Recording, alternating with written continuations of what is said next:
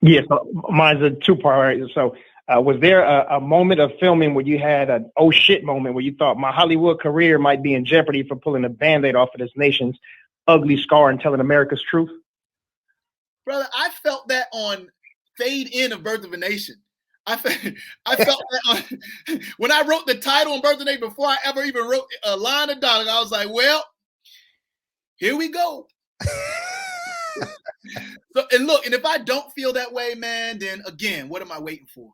Right. You know what I'm saying? So that, you know, I try to stay in that place, you know, like it's going to be hard, the work we have to do, and we can't serve two masters. If God is real, then our liberation is within our reach. But it's going to be on us to make those moves. Yeah, and then also I heard you on an interview talking about the catering company being some hardworking sisters. Is employing our folks a part of your mission, along with, you know, speaking the obstinate truth and expressing your artistry at the same time? Yeah, I think those are interwoven into everything that I do. The sisters that did the catering company, I'm blanking on their name. I can send it to you. But they were also returning citizens, a couple sisters who had their catering company, and it was like healthy food. It was, they were just, the hardest working people on the set, and the most humble, the most knowledgeable, that they put time into it, were these returning citizens. But it is critical we hire our people, The one thing we haven't really been afforded in this country is nepotism. Seems like every generation has to start over. It's like, damn, like we at 2020 and people still having to start over to learn about how to write a check, learn about credit. We're and it's not something that we've done to ourselves. That was done to us.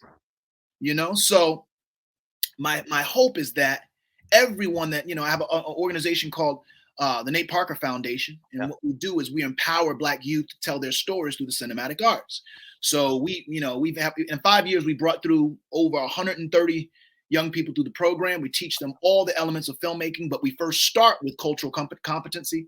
We bring in, different thought leaders in our community, Sankofa experts, teach them about themselves, self-love, self-care, who we are historically. And then we put cameras in their hands. I bring some cinematographers, directors, everyone to teach them. And then they do their thing. They kill it, And now we want to populate this industry with those people because they know who they are and they know the importance of us.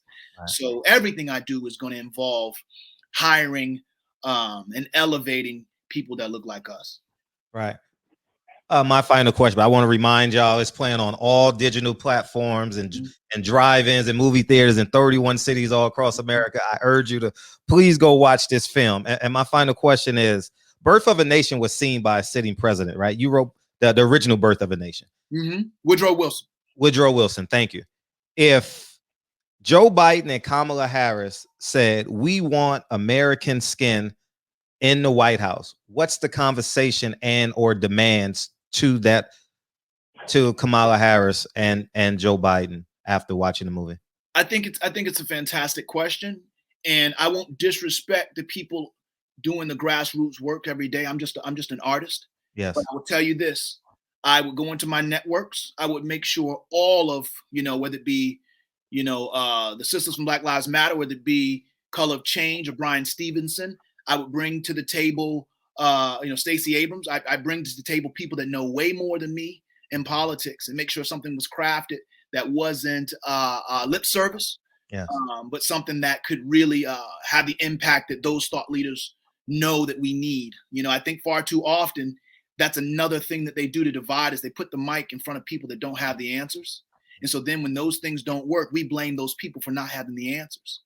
I'm not I didn't study political science. I feel like there are, of course, things that I could contribute that I think that from my experience is what we need. But I think that all the things that we need to see change in our community, we have those tools. Right. We have those mouthpieces. We have those people that do that work every single day. So if I had that opportunity, the first thing I would do is go to my networks and recruit the people that need to be in the room.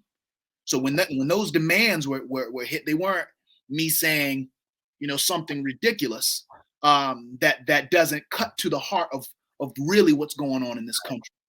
And man, we thank you so much for coming in the shop, man. We thank Ms. Foster. We thank Don G. We thank Patty for putting this all together, man. It was an honor and a pleasure. So You much.